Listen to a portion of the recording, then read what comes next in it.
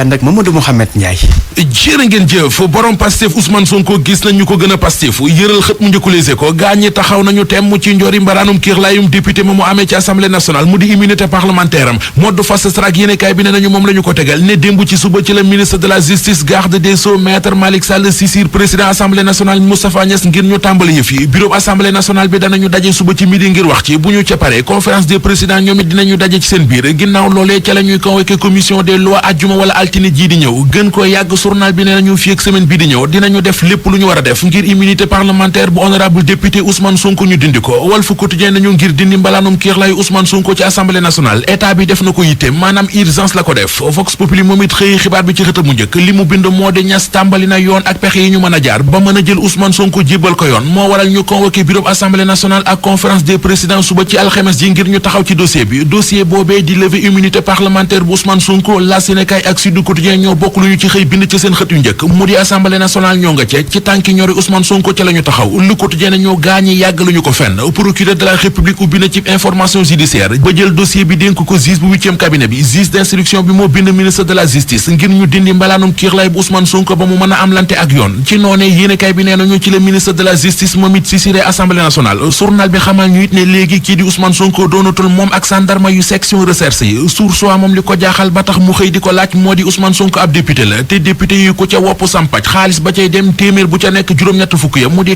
80% frais médical yi assemblée nationale moo la koy gàddu léegi lu tax méttitu ginnaaw Ousmane Sonko gi bokk ci ba mu jalal njiitu Pastef gi mu gàddu xaalisu boppam ànd ak Pastefam gu mat sëkk xotti guddi gi ne day dàmp ji Source A nañu xëy na Ousmane Sonko ñàkk wóolu gu mu ñàkk wóolu système bi fi nekk moo tax bëgguta laal seen dara ndax ndox mi assemblée nationale di jënd sax nit mënut am Ousmane Sonko naanal la ca fa mu demoon doon dàmp ji moom Ousmane Sonko di Sweet Beauté l'Observateur xëy na fa dellu ubbil yéenekaay bi ndaw si moom salon bi jëkkëram lam wax enquêteur l'Observateur xëy nañu ko wax nee na ca bés ba ca mbés ma moom déggul kenn ku doon yuuxu wàllu dégguli dara lu yëngu ndaw si moom salon bi di Ndeye Khady Ndiaye l'Observateur bind na ne ba yëf yi di xew moom fekk ko fa kañu ne moom la fa fekk di beneen xale bu jigéen bi ñu ne moom ak Adji Sarr ñoo doon maasi Ousmane Sonko l'Observateur nee nañu xale bu jigéen boobee maam ba la tudd nee na bi ñuy maasi Ousmane Sonko moom am na benn moment boo xam ne dafa génnoon salle bi bàyyi fa Adji ak Sonko Ousmane Sonko ñooñam yi yëngal dëkk bi keroog te kenn déggu leen démb la témoigné mi ngi laaj ndax du dañuy yeeru rek ne moom la témoigné nee na bari nay ndaw yoo xam ne dajana ak ñoom bi mu leen interrogé li ñu wax moo di tey li ñu gën a xaati gooñ ci xeexal Ousmane Sonko La Tribune nañu ginnaaw Ndakaaru Ziguinchor Kees ak Louga bi ñoo naayit jax na démb ñooñu Ousmane Sonko yi ñoo fa doon tàngal ba am ñaar ñu ci jële ay gaañu-gaañu yu garaaw ay pën a tàkk na fa yàq nañu fa ay boutique caxat-caxate fa station Total ba fa nekk gendarme yi leen doon régler yëf yi dafa demoon bopp leen doole soldat si di l'armée bi la ñu mujj woo ngir ñu jàpp ci ca ña doon manifester am na ci ñu bari ñoo xam ne teg nañu leen loxo ñu des Casamance te teg suñu loxo ci Soleil national xëy na di ñu xamal li l'armée bi liggéey ca Casamance nee nañu ginnaaw lu fukki fan ñu nekk ay bombardement ci sud bu Ziguinchor jot nañoo nangu ci fipp yi ñeenti base yoo xam ne ñoom rebelle yi ñoo ko yoroon l'Observateur ne ko ba nanguwaale ay ngànnaay ci ñoom mu di ay ngànnaay yu bari te am doole ay mortier ay canon B10 ay roquette ba ci ay RPG lépp la soldats yi nangoo ci rebelle yi élèves yu doon soog a am bac di nouveau bachelier directeur général enseignement supérieur Amadou Abdoul Sow mi ngi leeral seen situation jëlal xët mu njëkku li quotidien ab janook taskatu xabaar yi la doon amal démb ngir di leeral nee na dafa am ñu jàpp ne dañoo tàmbaliwaat processus bi jëm ci orienté bachelier yi waaye loolee amul li am moo di ci ñi am bac 2019 ak 2020 da ci am ñoo xam ne kenn jotul woon leen a affecté ñooñee la ñuy woo mu ne bu dee 2019 am nañu ci fukk ak ñeent bu dee ñi am bac 2020 am nañu ci fukk ak ñaar bi ñu ñëwee ba ñu xool seeni dossier ca la ñu gis ne jotuñu woon a présenté wu ji ci plateforme Campusen Amadou Abdoul Sow ne gis nañu it ñaar fukki bachelier ak juróom-benn yoo xam ne yeggalewuñu woon seeni inscription amit ñaar fukki bachelier ak benn yoo xam ne dañu forclos ak juróom-benn bachelier yoo xam ne ñoom numéro table yi ñu joxe woon baaxul xale bii di bébé Muxtada réeroon ay mbokkam boobee ba léegi def na ñaari at journal Libération xëy na topp ay tànkam nee nañu ba léegi xale bi feeñagul ca Touba Xayra fa la réere woon ba muy réer ñetti at la amoon ci diggante kër maamam bu jigéen ak ay kër waajuram fa la réere woon ñaari kër yi dañoo jàkkaarloo xale bu jugee ci gii kër bëgg a dugg ca geneen kër ca boobee ci la ñu ko gëj a gis moom bébé Muxtada. Comptoir commercial de plomberie du Sénégal CCPS seen gamme Opalia ak seen savon de Marseille créole ñoo leen doon may li ci yéenekaay yi. ndaw yi ñu jàpp ci yëngu-yëngu yi amoon ñi ngi ba léegi ñu téye seen i avocat xam ne dañ leen a enquête teew ñu tax ñu gis ci jalgat yi mu fekk waa parti Pastef bu Ousmane Sonko ñoom ñaawlu métital ñu ne dañ ko teg ndaw yooyu ca Casamance l'armée bi faagaagal ay base rebelle gannaaw opération yi ñu fa amal fan yi ñeen fa fekk nag daal di daw bàyyi fa seen i ngànnaay ak seen i tool yamba ñu doon bay ñoo jox nekk commune loolu nag mooy bëgg-bëggu askanu dëkk boobu nekk ci li Saloum ca diwaanu Fatick dem ak dikk bi jafe na lool tam foofa ca Niodior daañu sa xibaaru tàggat yaram chronique culture bi jeexale ak li ci yéenekaay yi mu nekk li gën a fës ci xibaar yi ne sunu nañ ci ay faram-fàcce.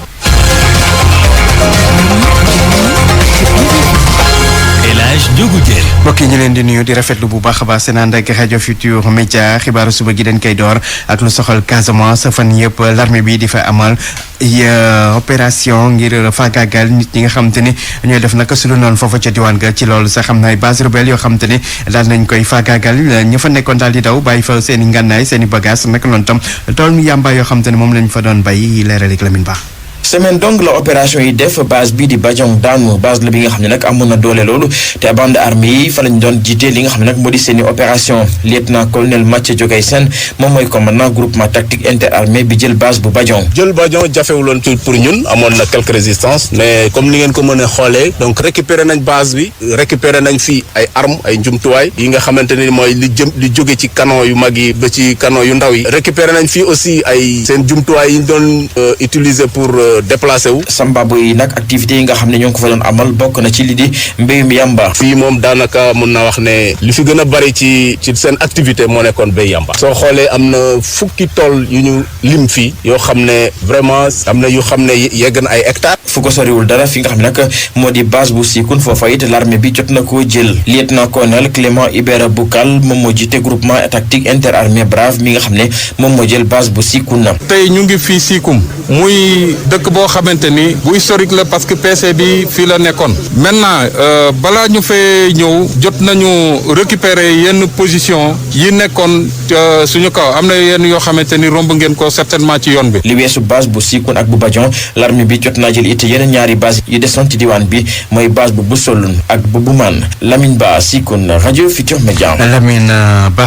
kii di commandant zone militaire numéro 5 bu Ziguinchor daal di dellu si ci opération yi ñuy amal fan yi nee na li ñu ci jublu nag mooy fexe askan wi dund ci seen teeyaayu bakkan gannaaw lu fitna ak ay sambabo yoo xam te ne ñu nga def naka su du noonu fan yi foofu la ci diwaan ga dañ koy déglu moom colonel Souleymane Kandé ci micro Lamine Ba. suñuy objectif moo doon ñu may population ñu mun a jibi si seen dëkk yoo xamante ne dàq lañ leen fi depuis 30 ans ñu mun a également aussi mun a contrôler suñu frontière suñu diggante ak Guinée-Bissau voilà surtout couloir yoo xamante ne ñu ngi ko doon utiliser ñi doon def trafic daaw ñu jaar umpak ñuy jaar ci yeneen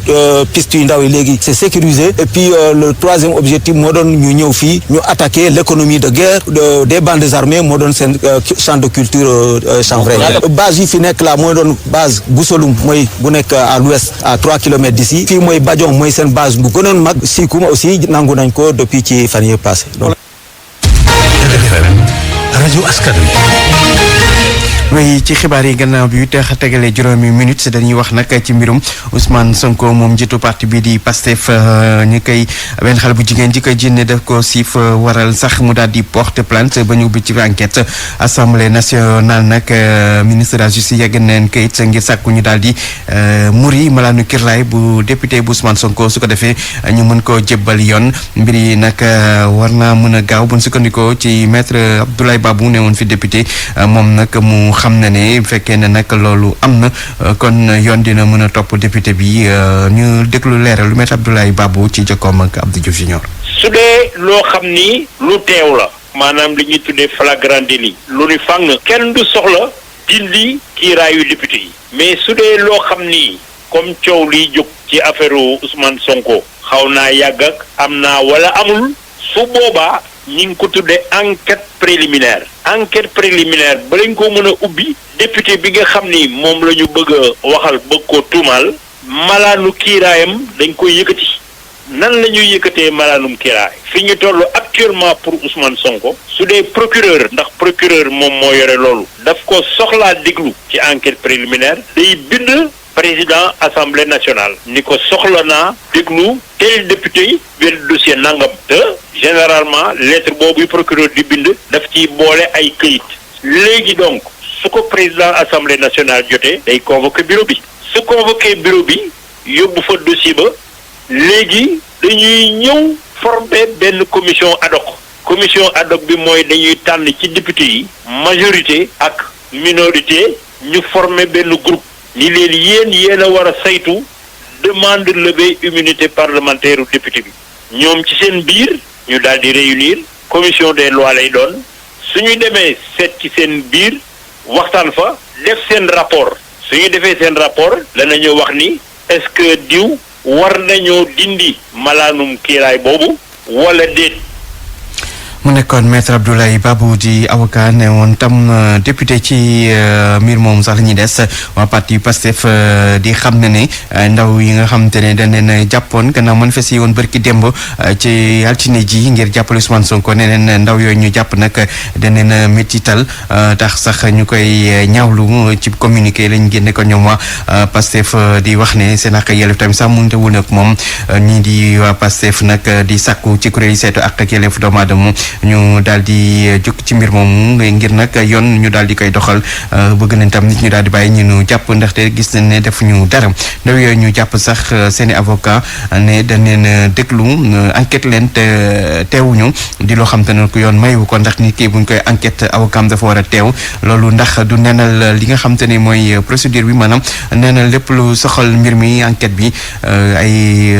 avocat bi di maître Ababacar Ndiaye ak Seydi Gassama joxe seen xalaat ci mbir moomu ñu teewlu ci gëstu Salif Sow. ngir sàmm ak yelleefu doomu aadama bi le daa am nu ñu war a doxalee ginnaaw bañ ko tegee yoxo ba noppi Seydi Gassama moom moo jiite Amnesty International Sénégal moo ñu koy wax. yoon dafa leer nit ki fi ñu koy interpellé maanaam fi nga xam ne ci la alkaati bi di la jàpp wala gendarme bi lay jàpp ci nga xam ne moom la jàpp dafa am obligation informé la ne am nga droit woo sa avocat pour mu assister amuñu droit jàpp nit wala bokk denc ko ba di koy interroger te waxuñu ko ne am na droit am avocat dañ ko war a wax su dee am na ay moyens pour jël avocat mu jël avocat pour mu ci loolu teewaayu avocat dañ ko bind loi moom moo ko digle waaye avocat bi le teew du fépp la war a mën a nekkee sax maître Ababacar Ndiaye di avocat à la cour mu ngi ñuy wax ci yenn fànn la nekkee par force. fekkee da nga di man dama bëgg ñu déglu ma sama avocat teew kenn du la déglu te sa avocat teewul soo amul moyen aussi am avocat fekkee procédure correctionnelle la rek dañ lay déglu mais l'agent de police judiciaire moom dina la wax ni yow kat am nga droit jël avocat da la koy notifier nga ni ko waaw xam naa loolu mais man awma moyen pour jël avocat noté ko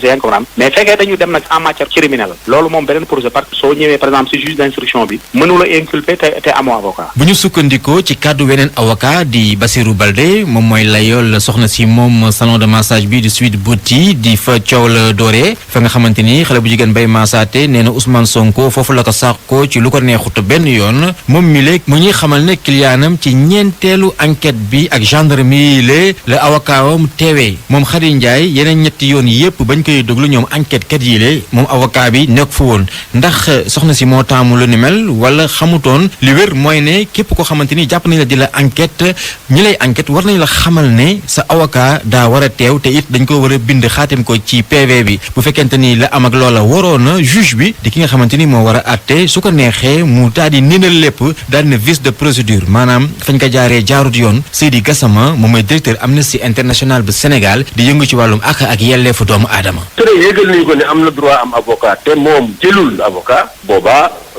amul benn vice de procédure parce que moom moo war a jëlal boppam avocat su dee nag yëgal nañu ko ne am na droit am avocat wala boog daf leen ne xaaral moo sama avocat ñu ne ko mënuñu la xaar mayuñu la ko boobaa problème am na. su dee am na juge bu courageux boo xam ne bëgg na respecter yoon am na obligation annuler procédure parce que am na vice. avocat ndaw yi ñu teg yoxoo ci altine gi weesu toll ci ñeent fukk ak juróom-benn ginnaaw way manifesté yi amoon ngir jàppal tànk kii di Ousmane Sonko ñu tudd ko ci mbirum viol ñoom ne ñu yoon wi alkaati yi jaarale seen client yi lee du foofa ndaxte bañ leen ni enquête ñoom avocat yi lee teewee wuñ ko woon.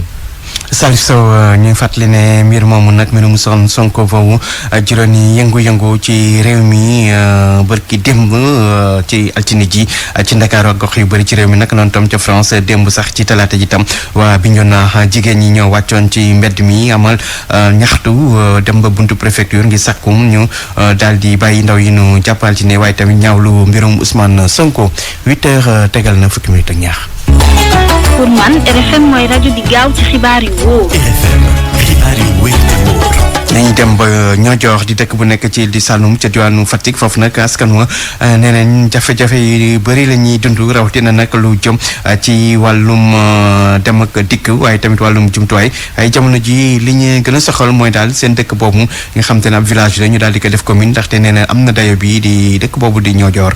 Aminata Goudiaby. village bu Niodior nag askan wa fa dëkkee dañu jàpp ne dafa jot ñu defal leen ko ab commune ñoom nag ñu ni ay jéego yu bëri jot nañ ko cay def waaye ba léegi autorité yi defalaguñ leen seen doléance boobu ñoom ñii nag ñu ni dafa jot ñu tàmbali processus bi nga xam ni mooy tax ñoom seen dëkk boobu nekk ab commune Mamadou Sarr moom muy président association Ñuwaan Saaxo bi nekkee foofee ca Niodior. daanaka mun naa wax ne Niodior mooy capitalu Ili mais dafa yéeme Niodior actuellement tey jii mun naa wax de mooy benn chef lieu d'arrondissement bi nga xam ne ci réew mi yëpp boo xam ne nekkul commune te am na commune yu bëri yoo xam ne bu ñu leen citoon tey Niodior moo leen ëpp doole fuuf ba pare nekk capitalu Ili bëgg a nekk ci gannaaw Ili loolu nekkoon erreur boo xam ne nguur gi mu ngi ko doon rectifier ñu ngi koy xaar. Île du Saloum yi nag dafa mel ni léeg-léeg dañ leen di fàtte moom Mamadou Sarr nag loolu la jàpp ndaxte nee na amul benn investissement bu am solo boo xam ni autorités yi ñi ngi ko fay def ñoom nag ñu ni loolu ay injustice la yoo xam ni dañ ci war a jël ay matuwaay. ñun nag fii dañu am cosaan ak aada yoo xam ne population yu xaw a maandu lañ yaru te respecté nguur waaye nguur gi nag dafa mel ni jëf ñu xaw a fàtte mosuñu ñaxtu mosuñu dégg ne waa Niodior ñu ngi nii di marché loolu ci gën a yéeme. foo boo demee ca Niodior nag muy école muy bërëb bu fajukaay ak yeneen i xeetu infrastructure ñoom nee ñu lu ci ëpp askan wi ñooy cotiser seen bopp ngir tabax ko. lu ci bari laa la wax mun naa wax ne à 80% population yi ñoo koy defar seen bopp da ko dalee ca école ba ca lycée ba léegi amul infrastructure boo xalaat waaye nag wax dëgg yàlla nguur gi dafa mel ni dañoo fàtte population yi ñooy defaral seen bopp centre de santé bi li ngay gis nii lii nii ba may nekk école primaire en 1900 xaw wala nañ ko fi tabax boobu ba léegi amul dara fi nguur gi andiwaat. association Ñuwaan Saaxo nag ñoom dañu ñëwoon ci Niodior ga nga xam ni fa la ñu fekk baax ngir équiper maternité bi nekkee ci centre de santé bu Niodior nga xam ni bu yàggul dara ay nit ñu nekk bitim réew te fekk baax ci Niodior ñoom ñoo ko fa tabax Aminata Goudiaby Fatick RFM. Aminata Goudiaby dem ba Mbacké wax ci coow lu fa am benn nag terrain la ñuy jël jox ko nee na ñii di waa Nescafé ñu ubbi fa ab boutique di loo xam te ne que naqari na lool ndaw ya ndaxte nee nañu terrain boobu moom rek la ñu am fu ñuy footballé ñoom ndaw yu ginnaaw raay tax sax ñu ne loolu duñ ko seetaan benn yoon leer rek ma xëy ma jóg. terrain bi am solo lool ci ndaw yi nga xam ne ñooy yeewoo ci quartier bi di ginnaaw raay mu féete ci xàll wi nga xam ne moo jëm Touba ak it fii di tali Iba Gueye nekk ci rond point Shell bi ëpp na ñu koy joxe ndaw yooyu jàpp ni foofee dañ fay def seen ay activité kon duñu nangu benn tabax di fa tege Abdou Diouf Ndion di représentant collectif bu ndaw yu ginnaaw raay. dañoo xëy suba teel gis ne gars yi di tabax fii te construction bi ñuy def fii tey dafa doon loo xam ne ni insécurité la xale yi traversé ci kaw tali bi loolu mën na leen indil danger yàgg nañ ci fekkee ay choc yoo xam ne tey Jakarta day génn fële gisul oto bii ñëw ñu daje loolu espace bii tey moo fi des boo xam ne espace bu ñu mën a jël tey ñun di fi def suñu activité conférence la wala affaire artistique fi lañ koy defee rencontré nañ maire bi démb mais ñun waa quartier bi ànd nañ ne d'accorduñ ci tey d'accorduñ ci ëllëg. xeex bi ñu sumb ñu ne nag duñ ci daw dara di sàqu ci maire bu Mbacké mu teggi tànkam. duñ mos a dellu ginnaaw duñ arrière dañ kanam liñ jëm mais duñ dellu ginnaaw ci li ñu wax duñu nangu kenn di fi tabax waxuma la kenn jàmbur ak ku dëkk ci koñ bi te décision bi jël nañ ko bañuñ ci dara nag maire lu mu bëgg ñu fekk ci ko ci. ndaw yu collectif bu quartier bi di ginnaaw raay ànd ci ak conseil communal de la jeunesse di au préfet bu Mbacké ak képp kuy autorité ñu dugal seen loxo ci mbir mi bañ foofee dara daal di fay tege Mariama Diop fii ci Mbacké RFM.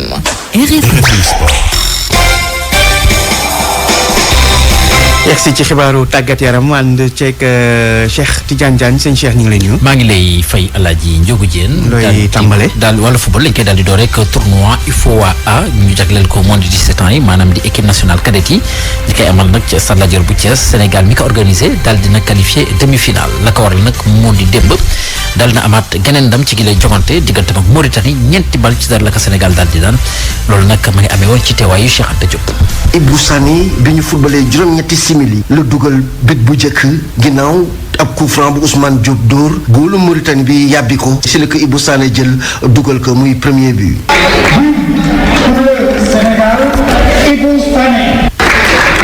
ñaareelu bit bi Ousmane Diop moom moo ko dugal bi ñu fubalee ñeent fukki simili ak juróom-benn Modou Niang dugal ñetteelu bit bi juróom fukki minute la ñu fubal ak juróom kii di Mamadou Ñing moom nag moom moo dugal ñeenteelu bit bi bu ñu fubalee juróom-ñaar fukki minute ak juróom-ñaar moom sax la ñu def homme du match. bi ñu mi-temps bu ñëwaat nag dugal Serigne Saliou Faye daanaka moom moo football match bi yépp créé ay occasion daanaka public bi ñëpp jógoon doon ko tàccu ci football bu rafet bi mu def. Malick Daaf di entraîneur équipe nationale cadette bu Sénégal. peut-être sax mun naa ne match bi lu ko gën a rendre facile mooy première mi-temps bi nga xam ne xale yi def nañ ko parce que niñ teelee dugg si match bi am emprise match bi téye match bi parce que tey vraiment j'ai vu une équipe sereine xale yu am sérénité am confiance te bal bi joué et je pense que boo xoolee ci ensemble première période bi techniquement tactiquement je pense que on a dañu maîtriser match bi donc le score bi à la mi-temps c'est logique quoi moi je pense bon aussi bi ñu demee deuxième mi-temps bon def nañu ay changement yi ñëw tamit vraiment surtout Sëñ Saliou bu mu ñëwee indi la vitesse ak technique am ak fin de dribble je pense que éclairé na un peu public parce que moom loolu dafa nekk ci moom. daanaka défense bu Sénégal bi ñëpp gis nañu taxawaay bi nga xamante ni def nañu ko rawatina El Hadj Diouf fi nga xamante ni occasion yi Mauritanie yëpp mu moo ko génnee Sénégal dugal juróom-ñetti bit ci ñaari match ñu bëri gis ne mi ngi ci yoonu football final tournoi qualificatif zone IFOA. U17 RFM Thiès Cheikh Anta Diop. Cheikh Anta Diop Sénégal nag gannaaw ba mu qualifié ci demi-finale gi dana taseek ñii di waa Guinée-Bissau mi nga xam te ni ñoom ñu nga jeexale ci ñaareel place bi ci classement ci groupe B bi ñoom waa Guinée-Bissau ni ki démb sax dañ leen daal di daan Mali moo leen daal di dóor juróomi ball ci dara Mali moom itam ci wàllu demi-finale jeudi dana taseek ñi nga xam te ni ñoo di waa Mauritanie donte sax Mauritanie ñaari défaite la daal di am ci gile tournoi waaye lu tax nag ñu jàll moo di ñi nga xam te ni ñoo di waa Gambie ak itam ñi di waa Sierra Leone dañ leen daal di dàq ci gile jongante ndax fraude yi nga xam te ne def nañ ko ndax gannaaw ba ñu defee li nga xam te moo di test IRM yi gis nañu daal am na ñu bëri si ñoom ñi nga xamante ne daal seen i at weesu na atu kare ki nga xam te nag moo di secrétaire général bu fédération sénégalaise bu football moom moo joxe gile information Victor Ciss ñu déglu ko ci micro Cheikh Anta Diop. dañu jot bataaxal CAF batal boo xam ne dafa ne Gambie ak Sierra Leone dañu disqualifié parce que seen équipe dafa am ay joueurs yoo xam ne maanaam seen at weesu na 17 ans donc te loolu bu amee ñun dañu war a toog réunir commission d'organisation seet ak waa CAF naka la ñuy def ñu notifier équipe yi yëpp décision boobu wax leen seen match yi ngeen joué annulé nañ ko moo tax aussi match tey yi ak match jeudi ñooy déterminer ñaan ñoo war a jouer final maanaam match tey jii Sénégal gagné na mooy nekk premier poulam moo tax nekk deuxième beneen match bi aussi même ordre bi la donc après ñu croiser ko pour demi-finale ak finale lu ñu mën a jëlee ci décision boobu aussi mooy carton jaune yi ñu amoon ci yeneen match yi yooyu dañ koy annuler nombre de buts yi aussi dañ koy annuler maintenant carton rouge yi nag day continuer ci demi-finale yi ak finale yi tey mooy ne Sénégal 0 la am Mauritanie 0 la am voilà léegi ñu croiser ko demi-finale yi commission discipline CAF mooy décider loolu xam nga ñoom ñoo ñu notifier disqualification bi ñoom aussi ñooy tirer conséquence ci disqualification ñaari équipe yooyu. voilà ñaari équipe yooyu ñu jot a disqualifié moo di Gambie ak Sierra Leone ndax dañoo gis ni daal dañoo daal di rax seen i équipe ay paakade dañ ko daan waxee ay paakade dañoo fra dugal ay paakade ay moromu Ablaye Diop luñ dugal ci équipe bi ñu daal di kon wax ci demi-finale bi jàppale nag ni ki jeudi maanaam ëllëg Mali dana tase ak Mauritanie ci bu 14h jotee 17h30 diggante Sénégal lay daal di doon ak Guinée-Bissau ñaari équipe nag yu qualifié ci finale gi les tournois bu UFOA zone A danañu daal di teewee Coupe d'Afrique des Nations bu ñu jagleel U17 yi ca Maroc ci weeru mars bi ñu dëgmal la ñu daal di waxtaanee wàllu football ca biti réew ak li di Coupe de France 32e de finale Sénégalais yi ci daal di ràññeeku moo di Boulaye Dia moom mi nga xamante ne nga nekk ci stade bu Reims jot naa dugal démb ñaari but waaye teewul équipe am daa mujj ñàkk 4-3 ci diggante mag ñi di waa Valenciennes Moustapha Naan moom itam jot a dugal pour Paris FC ñoom dañ leen daal di mujj daan itam ñaari bal ci benn seen digg ak ñi di waa Lorient Lyon moom dafa daal di tër yu métti sax ñi nga xam te ñoo di waa Ajaccio juróomi bal ci benn la ci des nag ci wàllu jongante danañ ko daal di yeggale ni ki tey jii diggante Auxerre ak ñi di waa Olympique bu Marseille ci équipe Olympique bu Marseille bi kii di Cheikh Bamba Dieng nekkoon fii nii ci jàmbaar bokk na ci effectif bi nga xam te ñoom lañu ko daal di convoqué ngir ñu daal di teewee ci gile jongante ni ki tey jii seen digg ak ñi di waa AJ Auxerre Alaaji jaajëf sëñ Cheikh. RFM rajo askan wi. xibaaru aada ak cosaan chronique culture bi ana xocha lañ ci àndal. maa ngi leen di nuyu mbokk yi yóbbu cinéma fépp ci gox-goxaat yi fii ci Sénégal mu di ab projet boo xamante ne FOPICA moo koy financé ñu ngi woon ci fan yile weesu ci diwaanu Tambacounda mu doon fukkeeli diwaan ci Sénégal bi nga xamante ne mu njëriñoo ci session de formation yi nga xamante ne ndaw yi yëngu ci wàllu cinéma ak audiovisuel lañ ko jégleel diirug fukki fan kon ñu daal di leen tàggat ci lu jëm ci wàllu écriture de scénario Assane Diagne di cinéaste nekk itam jiital réseau des scénaristes sénégalais di ñu leeral. ku wax bind scénario mooy fondation wu film ñun nañu ñëw fi jàngale waa Tamba yi naka la ñuy bindee scénario cinéma ak scénario série télévisuelle parce que ñaar yi du benn jigéen yi yu bëri yi seetaan série télévisuelle yi dañuy seetaan ba si yàgg ñu ne affaire bi de commencement bi neexoon na wala amoon na yoon wala am na fu mu jëmoon mais fi mu nekk nii kenn xamatul dafa jékki-jékki rek daanu donc loolu moo tax léegi nag ñu bare ñu ngi def ay séries télévisuelles yooyu mais en réalité jànguñu naka lañ koy defaree jëmbat nañ fi loo xam ne daal ñoom bu ñu liggéeyee war nañu mën a dem. dafa fekk nag Tambacounda bokk na ci diwaan yi nga xamante ne cinéma fa la gën a tumuraanke ci biir réew mi kon session de formation bi lu am solo ci ndaw yooyulee fukk ak ñeent la ñu woon bokk na ci ñoom kii di Sophie Kane nekk actrice culturelle. amal nañu njëriñ gaa parce que ñu si bëri amoon nañu ay idée pour def scénario mais xëy na yoon bi ñuy jaar lañu xamutoon ak pàcc yi ak def différence li ci cinéma ak série télévision formateurs yi seen xam-xam màcc na ci wàllu boobu tax na ñu ci bëri canaliser waat seeni idée ñi amoon nañu jotoon na commencé bind sax mais biñ leen tegaatee ci yoon demaat nañ pour bindaat waaw cinéma bi nag xawoon na tumuranke fii ci diwaanu Tambacounda ndax jeunes yi ci bëri am nañu ay idée mais cinéma ci boppam la ñu rayoon fii te jeunes yi nga xamante ne jotoon nañu def fi formation dañoo mujj changer métier di def leneen wala ñu tënk seen bopp wala ñu dem côté Ndakaaru pour mën a gën a fësal ci seen bopp ci wàllu cinéma tey soxlawaat nañu aussi yeneen i formation ngir cinéma bi gën a dox fii au niveau de Tambacounda. di jaajëfal Moussa Omar Gueye mi taataan yile kaddu leneen ci wàllu xibaar soxal bile yoon musée des civilisations noires daal dinañ xoolaat seen horaire de visite yi ndax mbas mi musée bi léegi kon 10 heures ci suba lay daal di tàmbale ay activité am visite guidée yi war a doon diggante 10 heures ak 16 heures ci ngoon li di visite libre yi nag di doon diggante 10 heures ak 17 heures mbokk yi fi la ñu yem ci seen chronique culture di leen jaajëfal ci déglu bi dig daje